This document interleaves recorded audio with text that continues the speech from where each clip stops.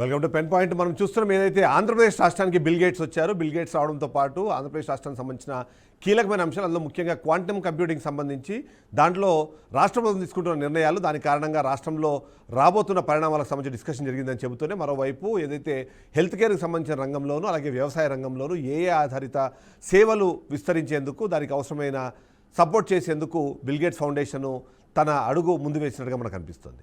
ఈ నేపథ్యంలో దేశవ్యాప్తంగా ఒక డిస్కషన్ జరుగుతోంది. అందులో భాగంగానే ఇవాళ ఏదైతే బిల్ గేట్స్ని ఆంధ్రప్రదేశ్ రాష్ట్రానికి రప్పించడంలో మరొకసారి చంద్రబాబు సక్సెస్ అయ్యారు అన్నది ఇప్పుడు ఆ డిస్కషన్ పాయింట్. సమైక్య ఆంధ్రప్రదేశ్ రాష్ట్రంగా ఉన్నప్పుడు కూడా చంద్రబాబు నాయుడు బిల్ గేట్స్ని రాష్ట్రానికి తీసుకొచ్చారు. తద్వారా హైదరాబాద్లో ఐటీ రంగం బాగా డెవలప్ అయింది అనే విషయాన్ని ఎప్పటికప్పుడు వాళ్ళు క్లెయిమ్ చేసుకునే ప్రయత్నం చేస్తుంటారు. అయితే ప్రస్తుతం ఉన్న పరిస్థితుల్లో ప్రపంచవ్యాప్తంగా ఎప్స్టీన్ ఫైల్స్ అన్న ఒకసారి బయటకు వచ్చిన తర్వాత బిల్ గేట్స్కి సంబంధించిన ఏదైతే ప్రతిష్ట ఉందో అది మసకబారింది. మైనర్ అమ్మాయిలతో ఆయన లైంగిక చర్యలకు పాల్పడ్డారు. దాని కారణంగా ఆయనకు కొన్ని డిసీజెస్ కూడా వచ్చాయన్న విషయం మాట్లాడుతున్న నేపథ్యం మనం చూస్తాం. మరోవైపు అది కాకుండా ఏదైతే బిల్ గేట్స్కి సంబంధించిన ఫౌండేషను వాళ్ళకి సంబంధించిన వ్యాక్సిన్ల అంశంపైన కూడా ప్రపంచవ్యాప్తంగా ఎన్నో రకాల ఆరోపణలు వినిపిస్తున్న నేపథ్యంలో రెండు అంశాలు. మొదటిది ఏదైతే మెడికల్ రంగాన్ని బిల్ గేట్స్ ఫౌండేషన్ కలిపి ముందుకు వెళ్లాలన్న ప్రయత్నం చేస్తున్న చంద్రబాబు నాయుడుకి సంబంధించిన విషయాలపైన కూడా ఇప్పుడు అంటే ఓవైపు దేశవ్యాప్తంగా ప్రపంచవ్యాప్తంగా ఆయన పైన ఇప్పుడు ఆరోపణలు వినిపిస్తుంటే ఆంధ్రప్రదేశ్ రాష్ట్రం మాత్రం ఎందుకు రెడ్ కార్పెట్ వేసి మరి రాష్ట్రానికి తీసుకొచ్చిందని ఒక ప్రశ్న వినిపిస్తుంది. వీటన్నింటిని విశ్లేషించే ప్రయత్నం చేద్దాం. మనతో పాటు రాజకీయ విశ్లేషకులు కేఎస్ ప్రసాద్ గారు లైవ్లో సిద్ధంగా ఉన్నారు. ఒకసారి మాట్లాడే ప్రయత్నం చేద్దాం. సార్ నమస్తే. నమస్తే అండి. సార్ ఇవాళ చూస్తున్నాం అంటే బిల్ గేట్స్ రాష్ట్రానికి రావడము, రాష్ట్ర రాజధానికి రావడం అన్న దానికి సంబంధించి దేశంలో ఎక్కడ ఏ రాష్ట్రానికి వచ్చినా ప్రపంచవ్యాప్తంగా దాని గురించి డిస్కషన్ జరుగుతుందని ఒక అంశం చాలామంది మాట్లాడుతుంటాం. సో ఇప్పుడు అమరావతికి రావడము, క్వాంటమ్ కంప్యూటింగ్తో పాటు మిగిలిన అంశాలపైన డిస్కషన్ చేయడము ఎలా చూడాలంటారు? ముందుగా బీఆర్కే ప్రేక్షకులకు నమస్కారం అండి. అలాగే మీకు కూడా నమస్తే సార్.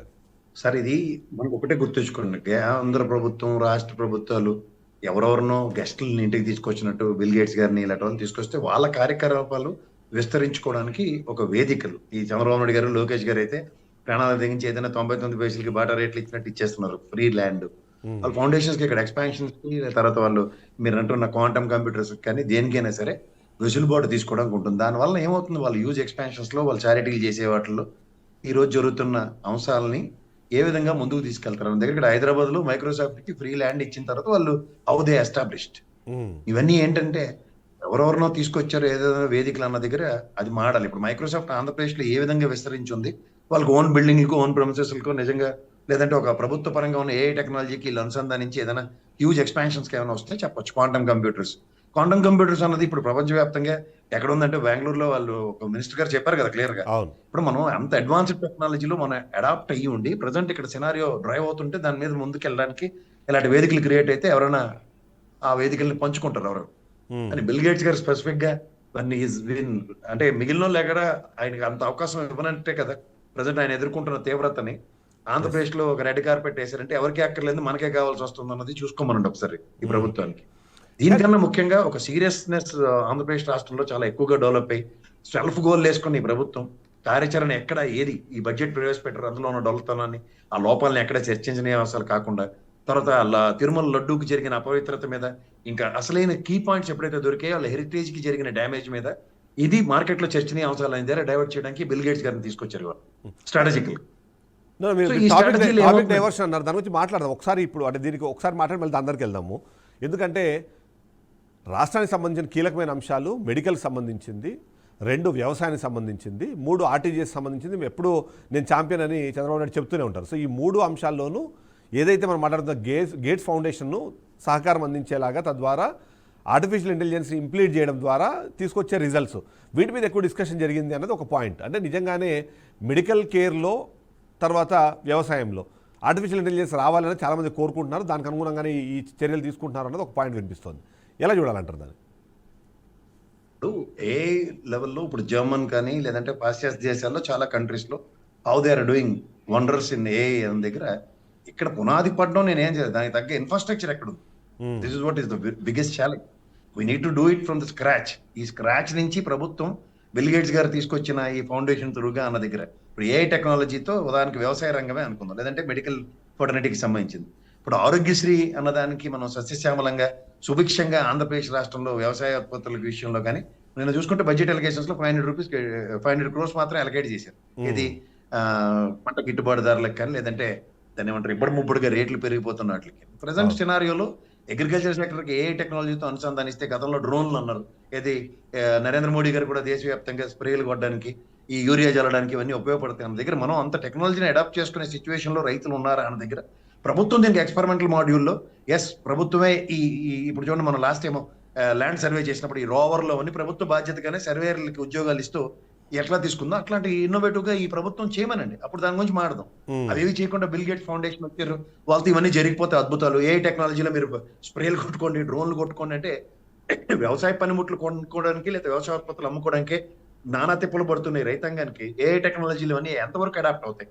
ఇప్పుడు పాశ్చాత్య దేశాలు అంటే వాళ్ళు ఒక టెక్నాలజీని నమ్ముకుని దాంతో వ్యవసాయాలు చేస్తారు, లేదంటే మెడికల్ ఫర్టిలిటీకి సంబంధించిన అంశాల్లో ఇవాళ మనకి ఆరోగ్యశ్రీతో అనుసంధానించుకున్న ఈ ప్రభుత్వం ఇప్పటికే ముక్కుతో మూలుగుతో గత ప్రభుత్వ బిల్లుల్ని ఇప్పటికి సెటిల్ చేయలేని నిస్సాయ స్థితిలో ఈ బడ్జెట్ లో అలొకేషన్స్ కూడా చూడమనండి ఒకసారి.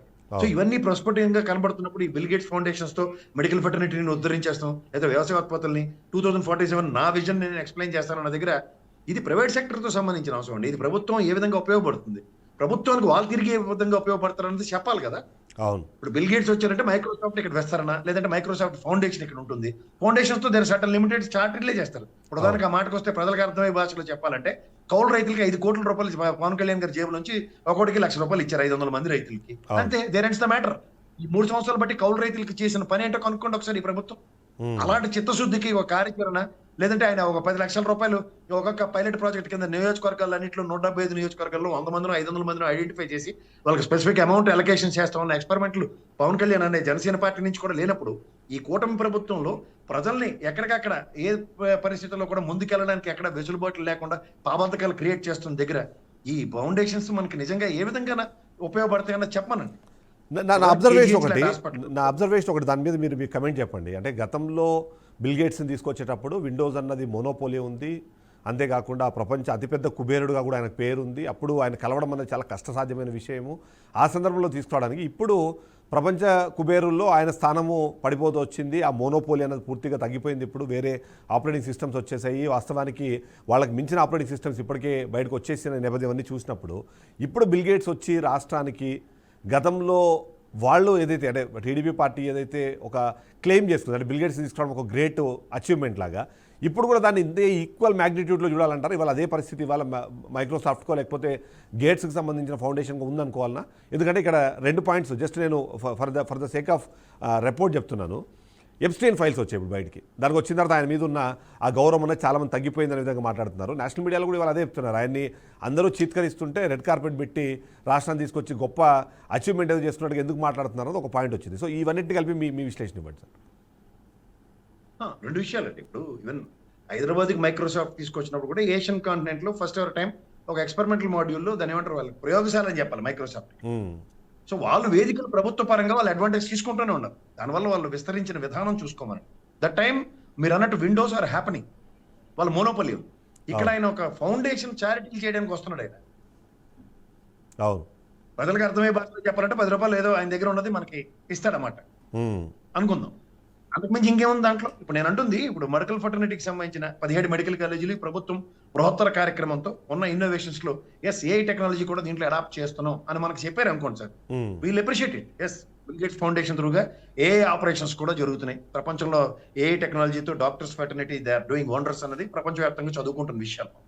బట్ ఇట్స్ క్వైట్ అన్ఫార్చునేట్లీ ప్రభుత్వ పరంగా ఏం చేయని దగ్గర ఈ టెక్నాలజీతో ఇంకా హైయెస్ట్ కాస్ట్ ఎవరు భరించగలరు చెప్పండి? అవును, ఏ ఆపరేషన్స్ లో సక్సెస్ రేషియో 99.99% స్ట్రైక్ రేట్ తెలుసు అది అందరికి. But in the same scenario అడాప్టబిలిటీకి ఇన్ఫ్రాస్ట్రక్చర్ ఎక్కడ ఉంది? This is biggest challenge.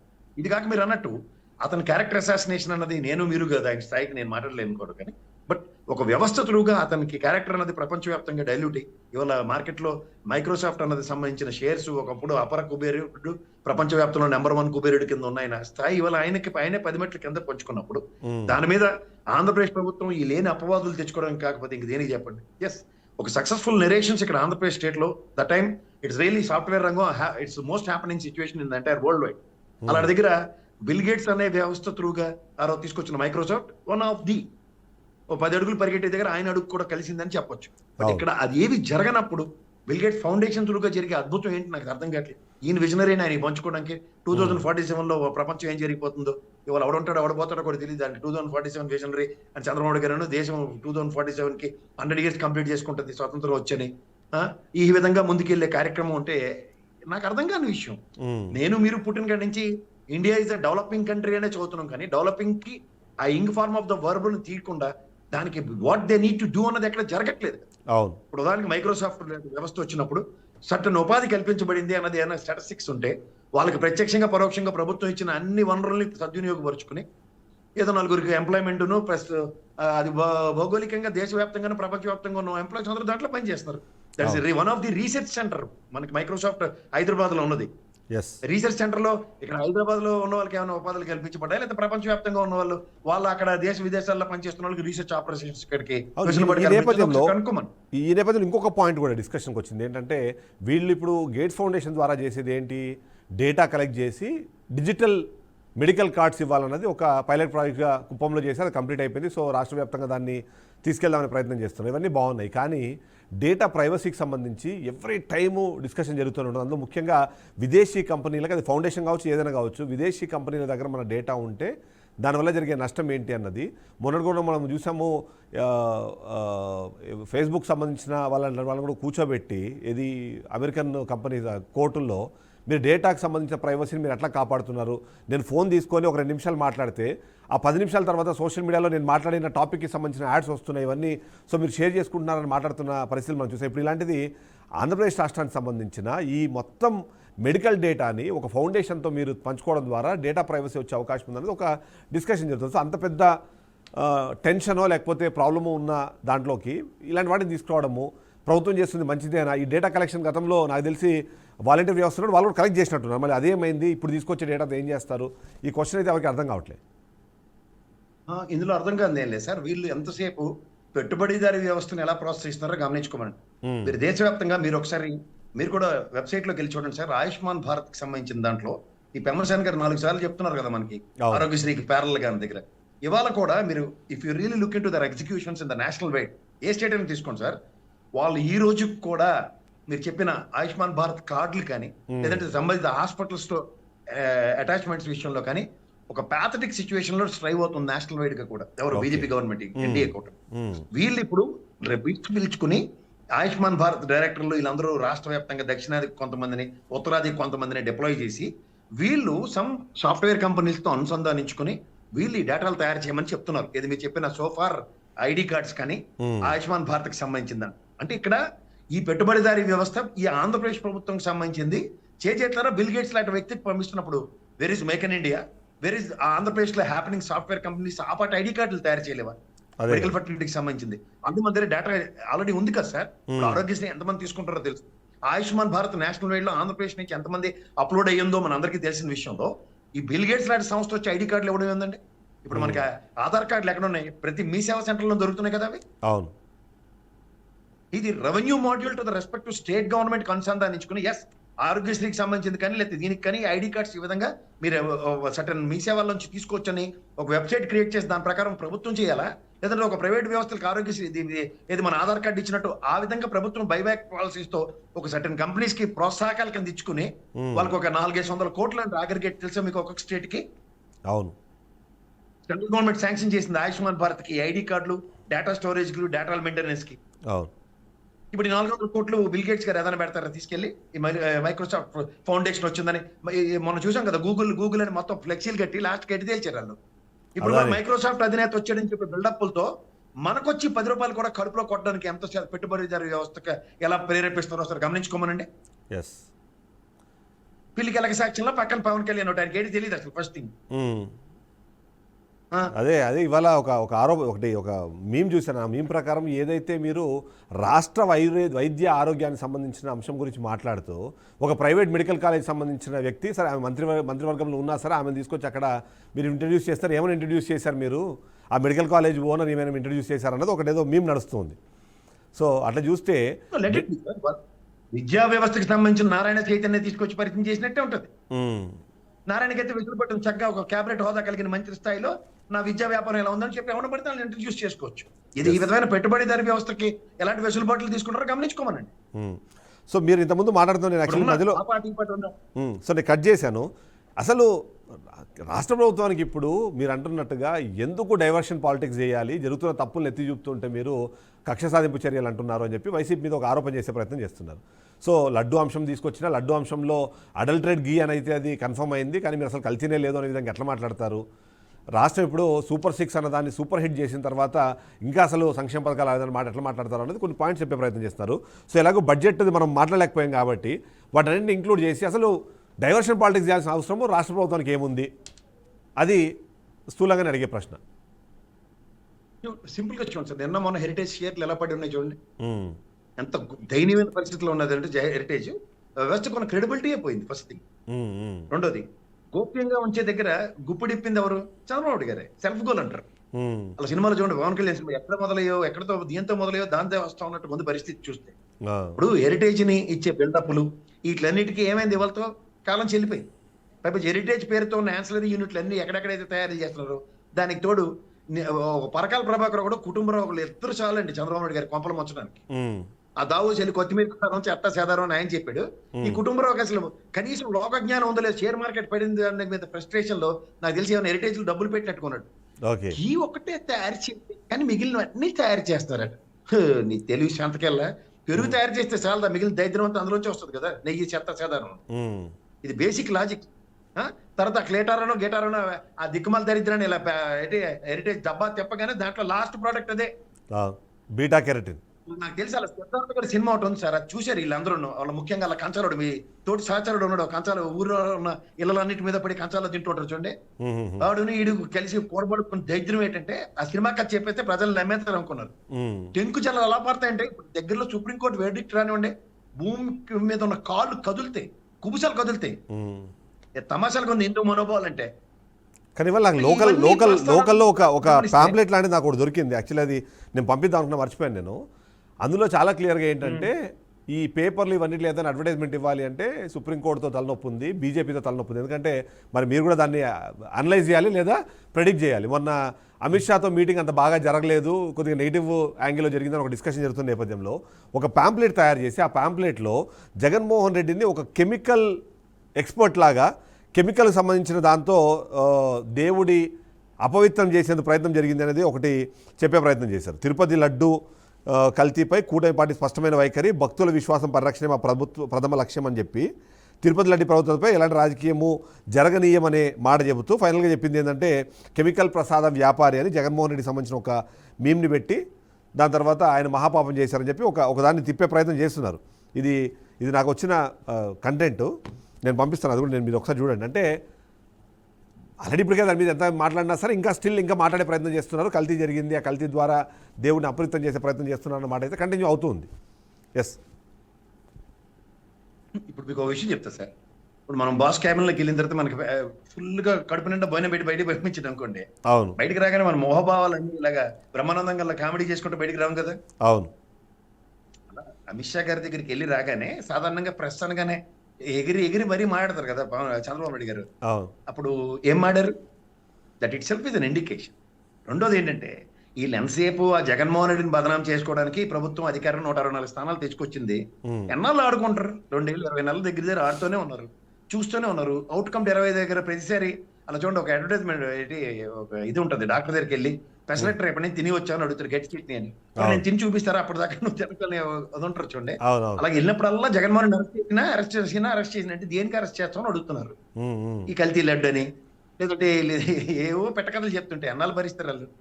National లెవెల్లో హోమ్ మినిస్టర్ 10 సంవత్సరాలు ముఖ్యమంత్రి పనితీరు చూసి పక్కెళ్ళి ఆడుకొని చెప్తున్నారు ప్రతిసారి. ఆ ఆటల్లో ఏమైందంటే మరి టూ మచ్ పరాకాష్ఠకి వెళ్ళినప్పుడు హెరిటేజ్ ఫైల్ ముందు పడేసి ఉంటారు నాకు తెలిసి. అసలు ఈ దరిద్రం అంతా ఈ ఆన్సిలరీ యూనిట్ నుంచి వచ్చింది కదా.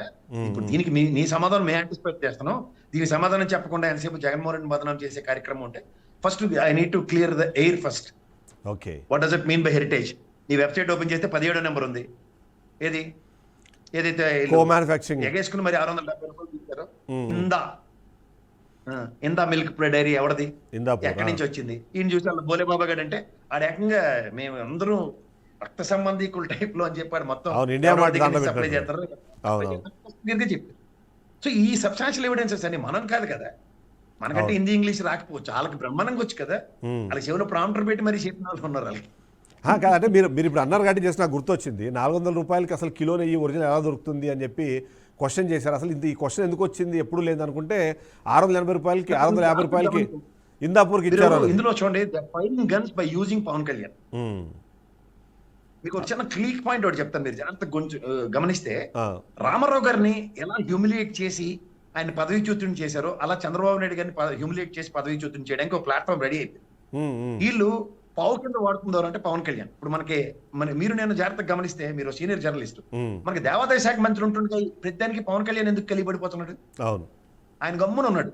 అలాగే తగిలిన తమాషా చూడడంలో లోకేష్ మొదట్లో ఏదో కొవ్వు గివ్వు అన్నాడు, తర్వాత నుంచి silence.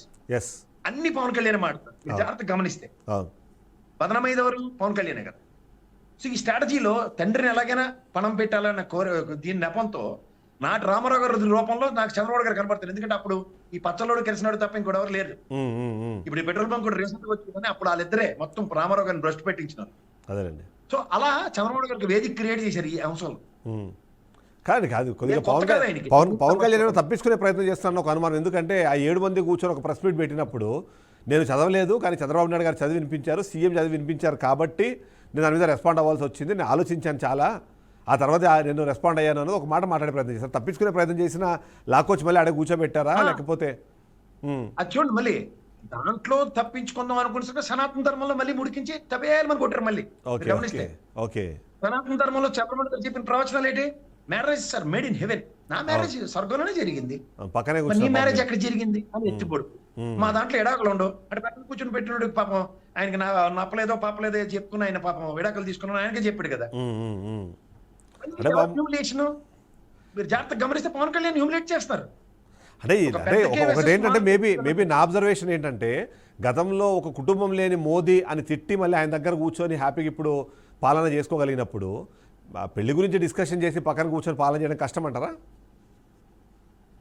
That's what I'm saying. How many years and how long you will only manage? ఈ మేనేజ్మెంట్ స్కిల్స్ తోనే బిల్ గేట్స్ అని వస్తాడు, లేదా పవన్ కళ్యాణ్ పక్కనైనా కూర్చోబెట్టుకుంటారు, లేదా నరేంద్ర మోడీ గారితో గిల్లి కజ్జాలు అవన్నీ చూచి టీ కప్ లో తుఫాన్ అని కాంగ్రెస్ వాళ్ళు చెప్తుంటారు కదా పెట్టకథలు. అలాంటి పెట్టకథలు కాంగ్రెస్ వచ్చిన చంద్రబాబు గారికి ఆ స్టేట్మెంట్లు ఇవ్వడం చాలా సులువు అయిపోయింది. So end of the day ఇవాళ మీరు ఏదైనా గమనించండి, బ్రహ్మాండంగా డైవర్షన్స్ వీళ్ళకి భగవంతుడు ఇచ్చిన వరం ఏంటంటే ఏదో విధంగా ఒక సిచ్యువేషన్ అట్రిబ్యూట్ అవుతుంది స్టేట్ కి. చక్కగా వాళ్ళు బిల్ గేట్స్ గారు వచ్చారు, బడ్జెట్ మీద కానీ నెక్స్ట్ ఈ కల్తీ నెయ్యి మీద కానీ ఎక్కడ డిస్కషన్స్ లేకుండా ఇంక రేపటి నుంచి ఎలివేషన్స్ మీదే ఉంటారు అందరూ. వీళ్ళకి ఈ ముగ్గురు ఛానల్ అయితే కలిపడిపోతారు, వీళ్ళకి దూడ పౌడర్ డబ్బోడోడు అసలు మామూలు ఎలివేషన్లు ఎవరు ఇచ్చి మరి ఏమనుకుంటారు. ప్రపంచం తెరబడిపోయింది మనకి. ఈ మెడికల్ ఫర్టర్నిటీ కానీ అగ్రికల్చర్ సెక్టర్ లో బిల్ గేట్స్ గారు చేస్తున్న దగ్గర రేపటి నుంచి నాగల్లక్కర్లే, ఎడ్లు అక్కర్లే, ట్రాక్టర్లు అక్కర్లే, అవి ఆకాశం నుంచి డైరెక్ట్ గా విత్తనాలు పడిపోతే డైరెక్ట్ గా పంటలు వచ్చేస్తే గిట్టుబాటు ధరకి వరల్డ్ మార్కెట్ ఓపెన్ అయిపోద్ది. రష్యా వాడు ఉక్రెయిన్ వాడు యుద్ధాలు కూడా మనిషి డైరెక్ట్ మన పంటలే కొంటారు. అప్పుడు చిన్నప్పుడు ఇక్కడ నుంచి కొత్తిమీర ఇవన్నీ పట్టుకెళ్లే కదా మనకి, అంత టెక్నాలజీ ఇచ్చారు, ఇలా టెక్నాలజీలన్నీ ఇచ్చేస్తారని చెప్తారు. ఓకే, జాగ్రత్తగా గమనిస్తారు. Thank you so much KS Prasad గారు, మంచి విశ్లేషణ అందించారు. మీరు ఓవరాల్గా చూస్తే మాత్రం బిల్ గేట్స్ వచ్చారు, బిల్ గేట్స్ వెళ్ళారు, కానీ మరి కొద్ది రోజుల పాటు బిల్ గేట్స్ మీద డిస్కషన్ జరుగుతుంది. ఈ డిస్కషన్ జరిగే క్రమంలో రాష్ట్రంలో ఉన్న మిగిలిన సమస్యలన్నీ కూడా పక్కదారి పడతాయన్నది కేఎస్ ప్రసాద్ గారి విశ్లేషణ. అంతేకాకుండా బడ్జెట్ వచ్చింది, బడ్జెట్ మీద విశ్లేషణ జరగాలి, బడ్జెట్లో ఏ రంగానికి ఎంత కేటాయింపులు జరిగాయి, దానివల్ల రాష్ట్ర ప్రభుత్వానికి వచ్చే లాభం ఏంటి, రాష్ట్ర ప్రజలకు వచ్చే లాభం ఏంటి, ఎప్పటి నుంచో పెండింగ్లో ఉన్న ఎన్నో సూపర్ 6 హామీలకు సంబంధించిన వాటి అమలు ఏమైనా సాధ్యమయ్యే అవకాశం ఉందా, నిరుద్యోగ భృతి ఎక్కడుంది, ఆడబిడ్డ నిధి ఎక్కడికి పోతుంది, అంతేకాకుండా అలా ఎన్నో ప్రకటించిన సంక్షేమ పథకాలకు సంబంధించిన అంశం గురించి డిస్కషన్ జరగకుండా ఉండాలంటే ఇలాంటిది ఒక కార్యక్రమం చేయాలనుకుంటున్నారు. సరే, అది ఈరోజు నిన్న స్టార్ట్ అయిన ప్రోగ్రామ్ ఉండదు, ఖచ్చితంగా చాలా రోజుల క్రితమే డిసైడ్ అయిన ప్రోగ్రామ్ ఉంటుంది. బట్ హవెవర్ అది కలిసి వచ్చింది అన్న విషయం అయితే అర్థమవుతుంది. ఓవరాల్ చూస్తే గేట్స్ ఫౌండేషన్ వచ్చింది, కానీ ఆ డే అయితే మాత్రం మంచిదా చెడ్డదా అని తెలుసుకోవాలంటే మనకు రోజులు వెయిట్ చేయాల్సింది. ఇది వాళ్ళ పెన్ పాయింట్. నెక్స్ట్ పెన్ పాయింట్తో మళ్ళీ కలుద్దాం. స్టేట్ బీఆర్కే న్యూస్ తెలుగు సత్తా.